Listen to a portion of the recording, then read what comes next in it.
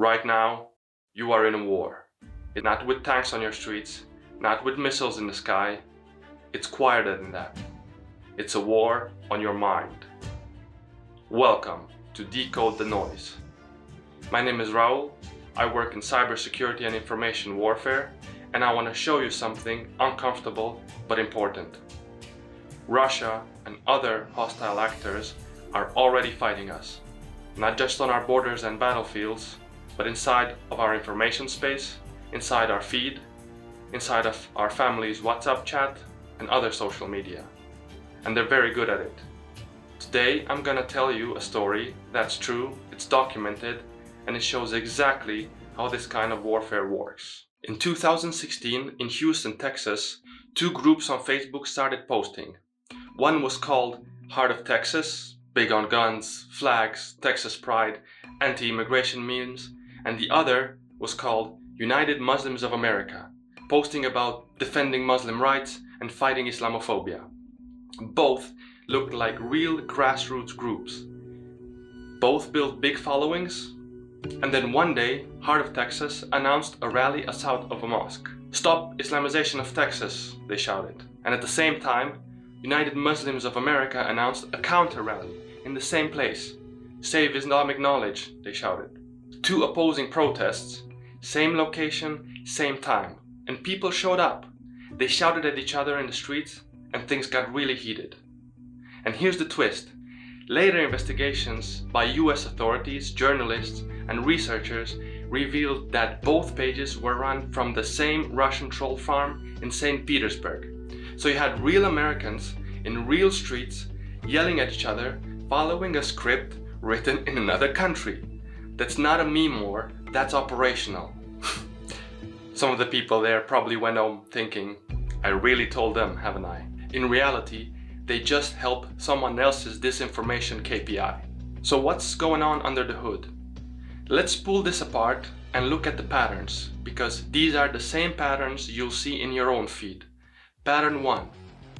Emotional ignition. Both pages picked high emotion topics, Islam, identity, our way of life, because nothing calms discussions like religion and immigration, right? The goal wasn't to inform anyone. The goal was to provoke fear, anger, threat, and so on. When you feel under attack, you stop thinking and you start reacting. That's exactly what they want. Pattern 2. Identity first, facts later, or never.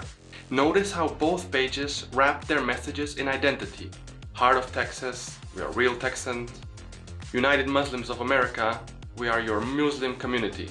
Once you are emotionally attached to a group, you are more likely to defend it blindly. Propaganda doesn't start with facts, it starts with people like us. Pattern 3. The fake choice. The whole setup implied a simple fake question.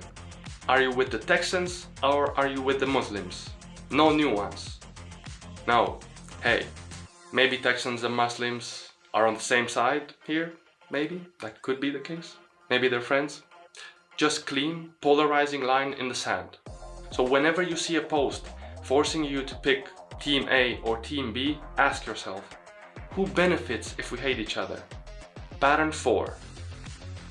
Pushing it offline. And this is key.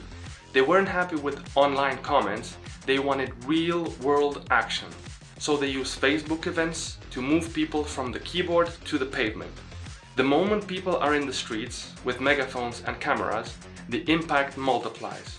Local media picks it up, photos and videos spread online, and the anger gets recycled into the content. All from two fake communities that didn't actually exist. That's information warfare. No tanks, no jets, just very targeted psychology. Now fast forward to today. The tactics haven't gone away, they've evolved. We've seen Russian-linked networks using hundreds of fake accounts, AI-generated images, and pseudo-news sites to influence elections and smear candidates in Europe as well. Same playbook. Build fake normal accounts, gain trust, then flip the switch and flood you with divisive content when it matters most. So when I say we're at war with Russia, I don't mean soldiers on the streets. I mean they are actively trying to shape what you believe, who you hate, and who you vote. That sounds dramatic, but it's also just reality. So what will this series do for you?